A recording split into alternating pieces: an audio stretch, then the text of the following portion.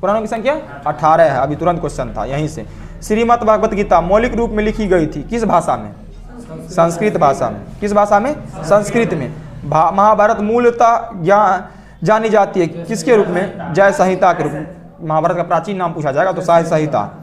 हिंदू पौराणिक कथा के अनुसार समुद्र मंथन हेतु जिसने सर्प रस्सी के रूप में स्वयं को प्रस्तुत किया तो कौन थे? वासुकी। मतलब जब उस शेषनाग जो था वहां पर जो था तो समुद्र मंथन जब हो रहा था तो रस्सी को लेकर रस्सी की तरह जो था सर्प क्या हो रहा था? फैल रहा था। उस समय स्वयं अपना भगवान कृष्ण का ही नाम था वासुकी। वही क्या थे? स्वयं वहां पर उपस्थित थे। और वह थे ही क्या उपस्थित? वही थे जो कि समुद्र मंथन जिस समय हो रहा था। सर्प मतलब होता सांप। उपनिषदों में ऋग्वेद की मूल लिपि है ब्राह्मणी लिपि जो है उपनिषद में ऋग्वेद की मूल लिपि जो है ब्राह्मणी है। क्या लिपि है? ब्राह्मणी। याद रखिए। वैदिक कर्मकांड में होता का शब्द होता है। होता का शब्द है किस वेद से? वैदिक काल कर्मकांड में। कर्मकांड याद रखिए बलि कर्मकांड का संबंध था ऋग्वेद से तो होता का भी संबंध ऋग्वेद से होगा।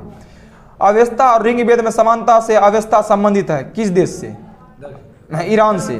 अवस्था और ऋग्वेद में समानता है, अवस्था संबंधित है ईरान से।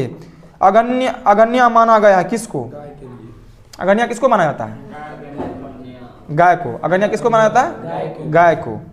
अगन्या जो है गाय को माना जाता है। ऋग्वेदिक काल के प्रारंभ में महत्वपूर्ण मूल्यवान संपत्ति समझा जाता है किसको? गाय को। ऋग्वेदिक काल में जो था मूल्यवान संपत्ति, पैसा टका तभी था नहीं उतना, तो किसको माना जाता था? गाय को।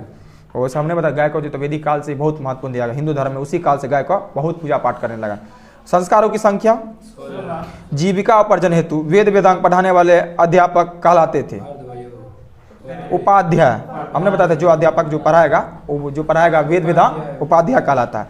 वैदिक युग में प्रचलित लोकप्रिय शासन प्रणाली थी वंश परंपरागत जो था राजतंत्र। वैदिक युग में जो प्रचलित लोकप्रिय शासन कौन था? वंश परंपरागत राजतंत्र। मतलब क्या? वंश परंपरागत राजतंत्र का मतलब क्या? वंशानुगत बनता है। जैसे इंग्लैंड में चल जाइए, इंग्लैंड में महारानी एलिजाबेथ द्वितीय जो थी उसका बेटा बना प्रिंस चार्ल्स। अभी जो उसका बेटा है वंशानुगत चलता है। वहाँ प्रधानमंत्री का चुनाव होता है, राष्ट्रपति का चुनाव नहीं होता है। राष्ट्रपति बनता वहाँ का वो राजा सब बनता जो स्थानीय शासन किया। अभी भी वहाँ पर चल रहा है। प्रिंसेस उसका भी बेटा चार्ल्स प्रिंसेस है, वही अभी संभाल रहा है वहाँ का गद्दी। तो कहीं कहीं वंशानुगत चलते हैं वहाँ पर राजतंत्र। लेकिन जो प्रधानमंत्री का चुनाव होता है, अपना भारत क्या स्वतंत्र है, लोकतंत्र है, लोकतांत्रिक राष्ट्र है, तो यहाँ पर क्या होता है? राष्ट्रपति प्रधानमंत्री सब क्या होता है? सब कुछ होता है।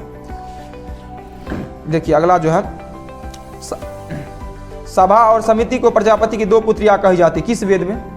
अथर्ववेद में। सभा और समिति की दो प्रजापति की दो पुत्रियां थी अथर्ववेद में। जादू टोना वशीकरण औषधि निवारक दर्द निवारक औषधि ये सब क्या था? अथर्ववेद से था।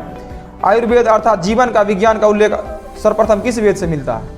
आयुर्वेद का जीवन का विज्ञान का उल्लेख मैंने वैज्ञानिक दृष्टिकोण से देखा जाए तो सबसे कौन महत्वपूर्ण वेद था? अथर्ववेद। उसी समय जो था मेडिसिन का खोज हुआ, जादू टोना म्यूजिशियन सबका खोज हुआ। तो इस तरह से म्यूजिशियन जो था जादू थोड़े ना कुछ होता, साइंस था, साइंस का था भाग। इसलिए बोलता है कि जीवन का विज्ञान जो था क्या था?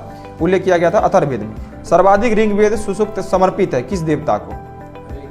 सर्वाधिक सुसूक्त इंद्र को 250 बार था ना, 250 बार था। उसके बाद पूछा जाएगा अग्नि को 200 बार।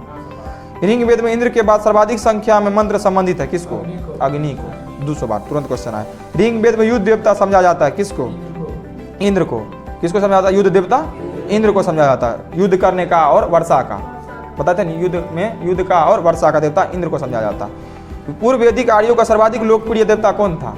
पूर्व वैदिक काल में सर्वाधिक लोकप्रिय देवता इंद्र था। गायत्री मंत्र के नाम से प्रसिद्ध मंत्र सर्वाधिक मिलता है किस में? किस वेद में?